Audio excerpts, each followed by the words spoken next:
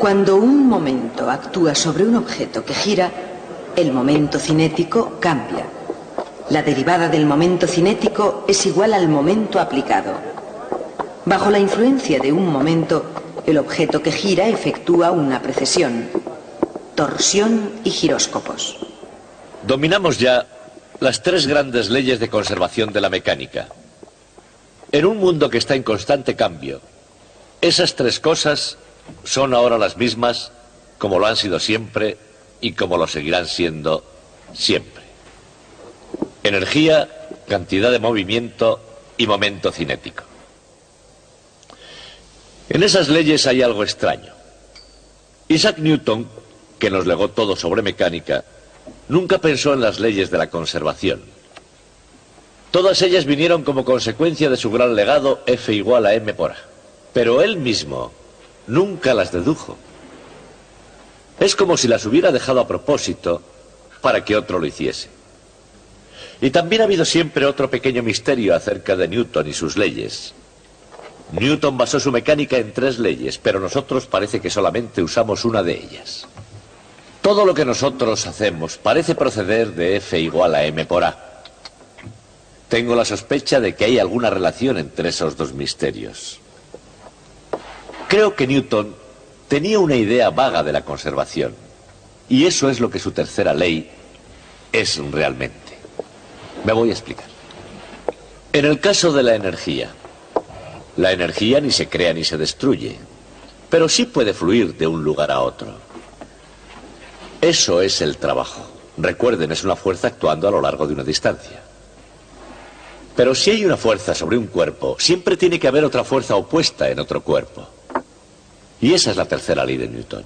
Y significa que cuando se ejerce un trabajo sobre un cuerpo, este trabajo siempre sale de algún otro. Así es como se conserva la energía.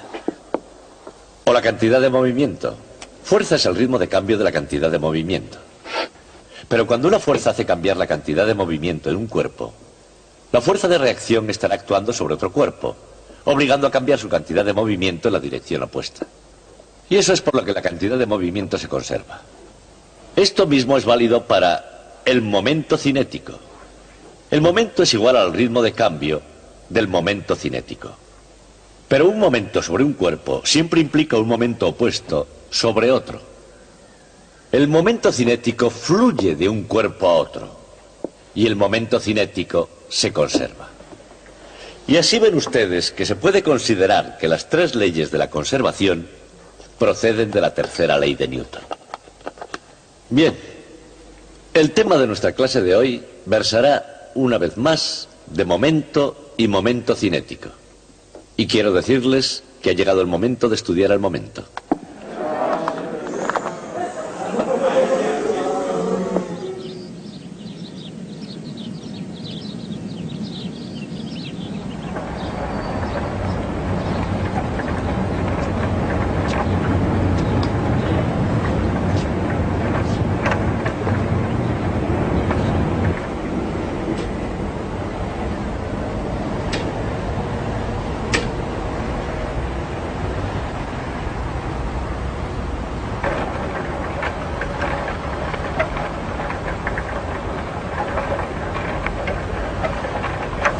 Buenos días, señor.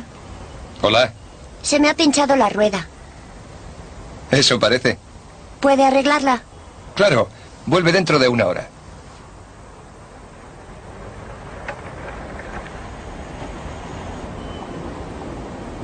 Mucho antes de que existiera la bicicleta, ya existía la rueda. Y mucho antes que la rueda, estaba simplemente el pie.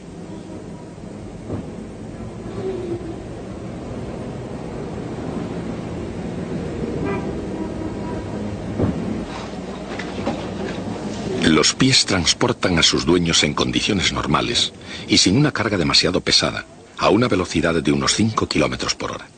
Los pies actúan por la acción del hombre, la mujer o el niño. Se puede seguir el rastro del progreso de la cultura siguiendo la evolución de los cada vez mejores sistemas de transporte. Antes de disponer de estos, los hombres recurrieron a las bestias de carga. Las bestias y las cargas eran diferentes de unas culturas a otras, pero desde la antigüedad, aunque los que montaban puede que hayan sido bastante bestias, los seres humanos tenían una forma de cultura en constante avance. Y de modo creciente, ahorraban tiempo en sus empeños y desgastaban su calzado por el uso. Pero sin importar cómo, ni a qué distancia, el destino humano está predestinado a viajar. Se empezó realmente a rodar con la rueda, aproximadamente 4000 años antes de Cristo. Probablemente la rueda fue inventada por los sumerios de Mesopotamia. Debía estar hecha de una rodaja del tronco de un árbol o de trozos planos de madera atados juntos en una forma aproximadamente circular. Pero hay algo que desde entonces no ha cambiado con respecto a las ruedas, y es que están diseñadas para girar. No hay nada especial en una rueda que no esté girando. Si nos olvidamos de sostenerla, se caerá como cualquier otra cosa. La fuerza de gravedad hace caer la rueda. En otras palabras, cuando la rueda no está girando, no está en su naturaleza el ir, sino el caerse. Pero una rueda girando ya es otra cosa. Una rueda girando tiene momento cinético. Y recuerden que cuando hay un momento cinético, hay un extraño momento. No es la fuerza la que cambia el momento cinético. Es el momento de la fuerza. Si R vectorial F es igual a 0, el momento cinético se conserva.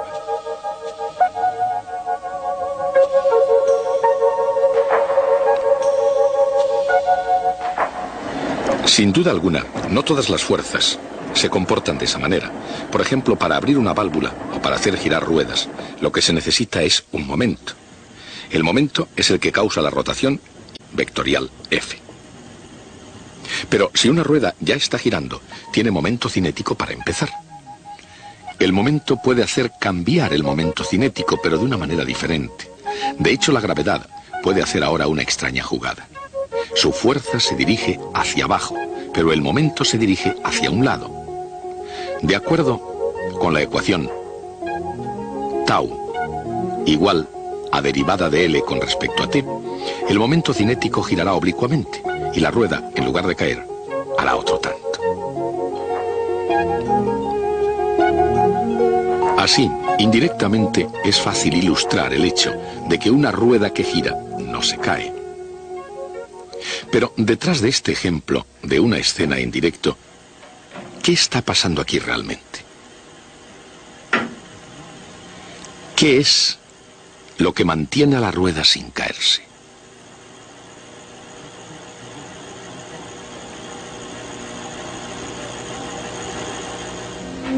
Cuando la gravedad hace caer una rueda que no esté girando, los radios empujan la parte superior de la rueda hacia afuera más bien que hacia abajo, y eso crea una componente de la velocidad en la dirección hacia afuera. Lo mismo sucede en la parte inferior de la rueda, pero hacia adentro en lugar de hacia afuera. Y lo mismo ocurre cuando la rueda gira. Sin embargo, ahora cuando la velocidad hacia afuera aumenta, lo hace en el costado de la rueda, hacia afuera en un lado y hacia adentro en el otro.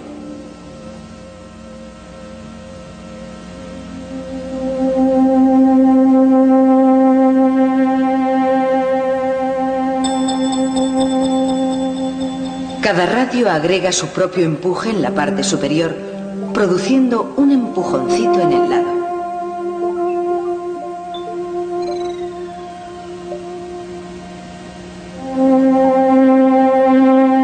De esta manera, el resultado neto no es un movimiento hacia abajo, es lateral.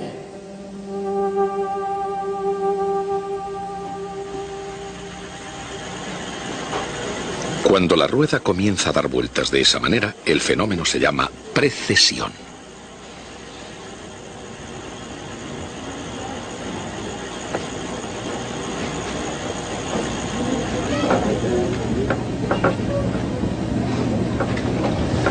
Una rueda de bicicleta y una peonza girando tienen mucho en común. Una peonza que no gira no tiene tendencia a mantenerse en equilibrio sobre su punta. Por otra parte, cuando gira, no se vuelca sobre su costado. En lugar de eso, la gravedad produce una forma diferente de movimiento, la precesión. Ya sea que esté girando o no, La peonza actúa como si toda su masa estuviera concentrada en su centro, en un punto llamado centro de masa.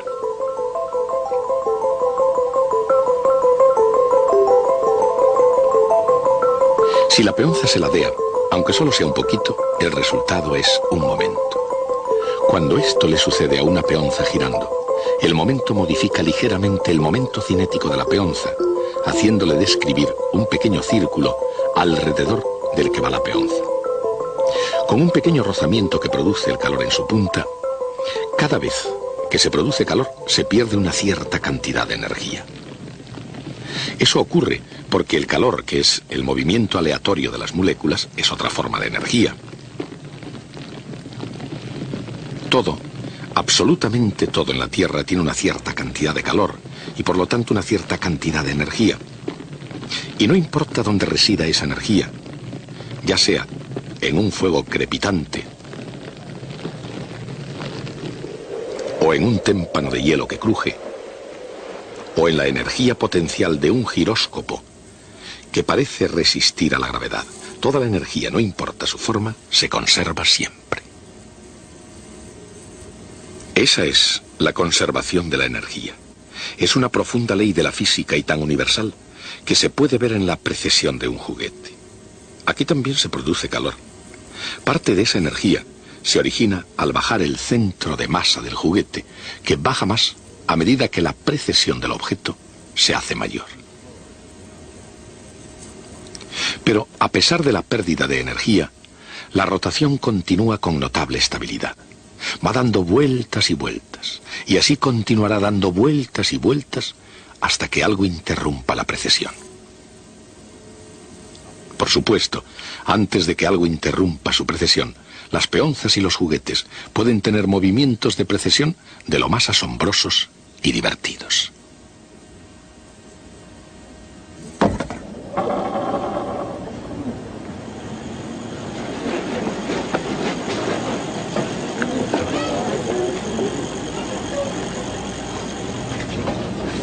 Pero un giróscopo de juguete, quizás similar al que tiene el niño, puede crecer hasta convertirse en un instrumento maduro de la ciencia y la tecnología.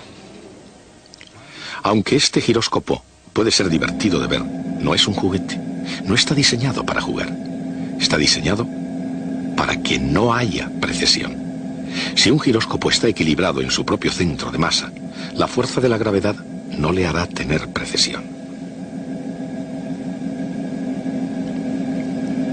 Aun cuando sus soportes giren en todas las direcciones, el eje permanece estable y mantiene al giróscopo apuntando en la misma dirección fija.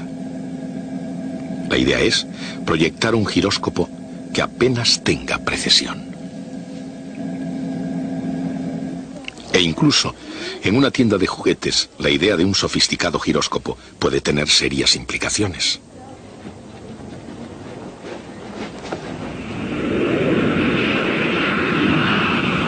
En el mundo real, ayudados por giróscopos, cualquier desviación del rumbo predeterminado de un avión o submarino puede ser automáticamente detectada y corregida.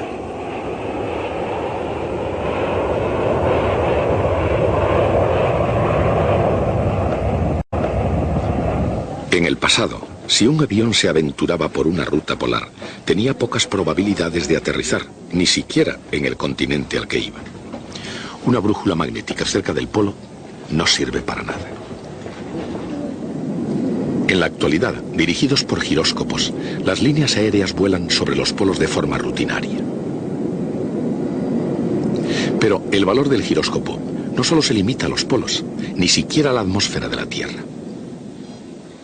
En el espacio exterior, donde el tiempo es precioso y el combustible del cohete debe ser sensatamente utilizado, los giróscopos son más que nunca elementos vitales para la navegación. Ya sea en el agua de la Tierra, en las nubes o en el espacio exterior, el valor de un giróscopo reside en su capacidad de girar en una determinada dirección, sin tener precesión. Los que proyectan giróscopos reducen la precesión eliminando los momentos y mejorando el diseño.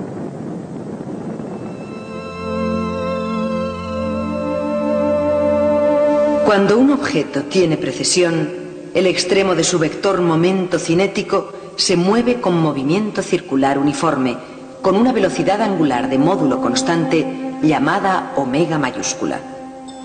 Omega mayúscula es la velocidad angular de precesión. Las ecuaciones del movimiento circular uniforme dicen que v, que es la derivada con respecto al tiempo de r, es omega multiplicada por r. De la misma forma, tau, la derivada con respecto al tiempo de L, es omega mayúscula multiplicada por L.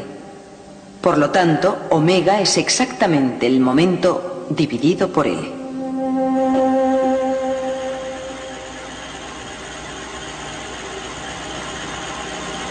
Puesto que un buen giróscopo apenas tiene precesión en absoluto, la rueda de la bicicleta no es buena para la navegación. Tiene demasiada precesión. ¿Por qué? Momento es R vectorial F. Como en el caso de la rueda de la bicicleta son perpendiculares, el módulo es R por F. La fuerza que actúa es la de la gravedad. El momento cinético es M por R vectorial V. Toda la masa está en la llanta, de manera que el módulo de L es M multiplicado por el radio de la rueda y por la velocidad de la llanta.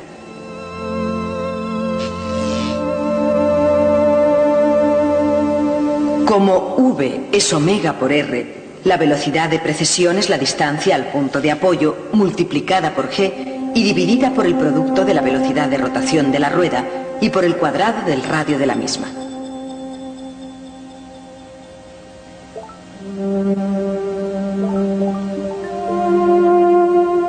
El giróscopo tendrá una precesión mínima si gira rápidamente, cuando la rueda es grande y si está correctamente equilibrada. Si se tienen en cuenta todos estos factores, el giróscopo mantiene su curso extremadamente bien. ¿Pero cómo de bien? Evidentemente no son perfectos, porque cualquier objeto fabricado por la mano del hombre está sujeto a pequeños desequilibrios y ligeras imperfecciones mecánicas, y de otros tipos. Pero los mejores sistemas de orientación con giróscopos son casi perfectos. De hecho, se fabrican giróscopos que se desvían 100 segundos de arco por día. Pero ni siquiera un giróscopo tan preciso como ese es el más preciso que existe. ¿Cuál es? ¿Cuál es el mejor giróscopo sobre la Tierra? Isaac Newton tuvo la respuesta. De hecho, él fue el primero en descubrirlo. El mejor giróscopo sobre la Tierra es la Tierra misma. La Tierra, como Newton sabía, gira sobre un eje inclinado 23 grados y medio respecto a la perpendicular al plano de la eclíptica, es decir, al plano de la órbita de la Tierra girando alrededor del Sol.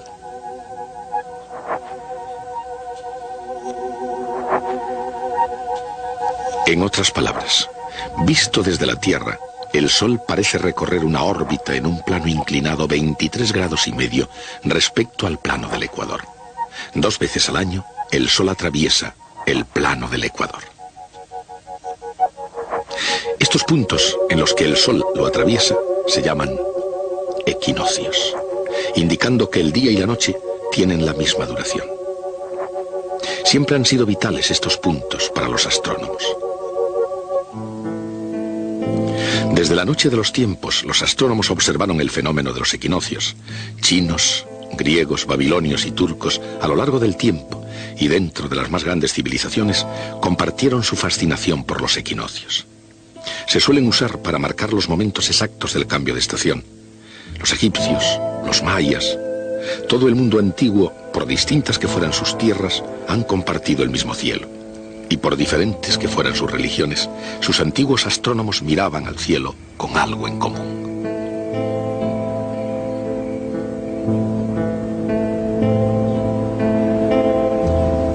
De una forma u otra, calculaban la posición exacta de los equinoccios. Pero, incluso en el cielo, las apariencias engañan. Los equinoccios no están fijos en el cielo. Todos los años se desplazan muy despacio, un poco, hacia el oeste. Y en una dirección justamente perpendicular, aunque esto pasó inadvertido durante miles de años. La estrella polar parece desplazarse también. Sin embargo, los antiguos astrónomos veían la estrella polar de un modo diferente. La veían absoluta y eternamente fija en un lugar, como un mito cósmico. En China, era respetada como una diosa con el poder de prolongar la vida misma.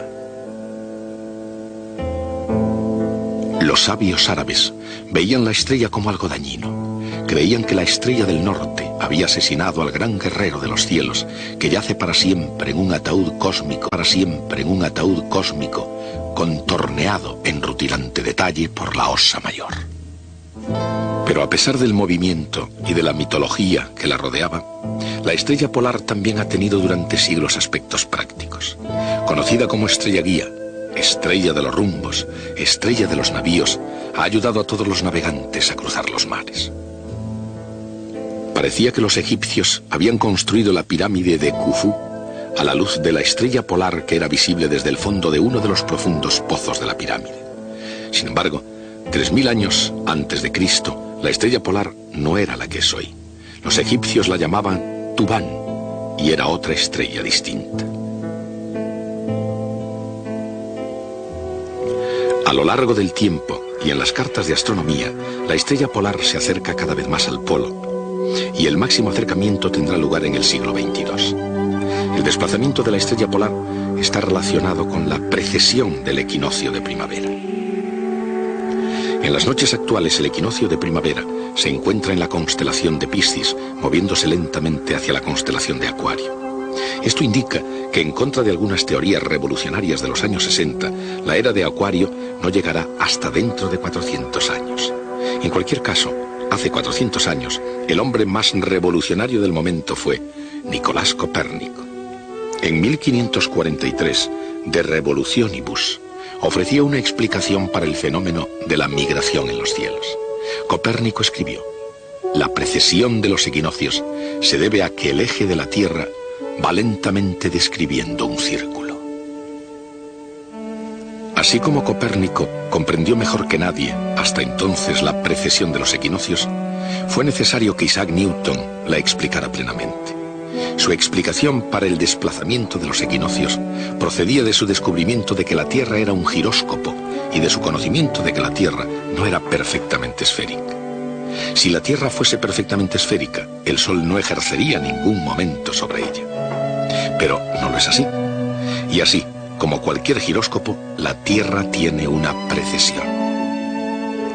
La rotación alrededor de su eje hace que la Tierra se abombe ligeramente en el ecuador.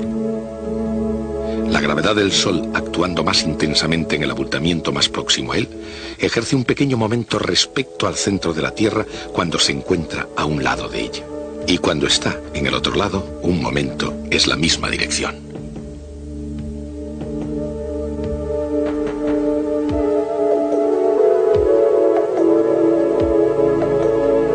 El momento es muy pequeño, pero es suficiente para producir una muy lenta precesión del eje de rotación de la Tierra.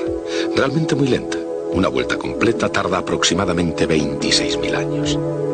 Comparemos eso con este giróscopo cuyo eje de rotación dé una vuelta completa cada pocos segundos. Si la comparamos con la Tierra, una bicicleta no sirve como giróscopo. Es difícil imaginar un giróscopo mejor que la propia Tierra. Y más difícil aún, imaginar que podamos ir a casa en ella a la hora de comer.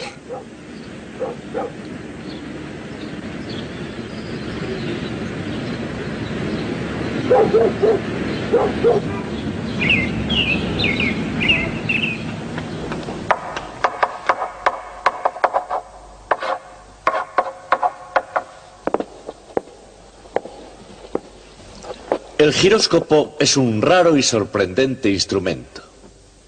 Pero lo que siempre me ha llamado la atención es el hecho de que Newton lo comprendiera y fuera capaz de explicar la precesión de los equinoccios. Cualquiera que hubiera hecho eso habría sido recordado solo por ello. En el caso de Newton ha quedado perdido entre la multitud de sus logros. Newton tenía un joven amigo llamado Edmund Halley. Un día de 1684, Newton comunicó a su joven amigo que había descubierto que una ley de gravedad inversa al cuadrado del radio haría que las órbitas de los planetas tuvieran la forma de secciones cónicas. Es difícil imaginar la reacción de Halley ante esa revelación. Viniendo de su amigo, no pudo ser muy tranquilizadora en la mejor de las circunstancias, porque Newton le había dicho que había descubierto la llave del universo.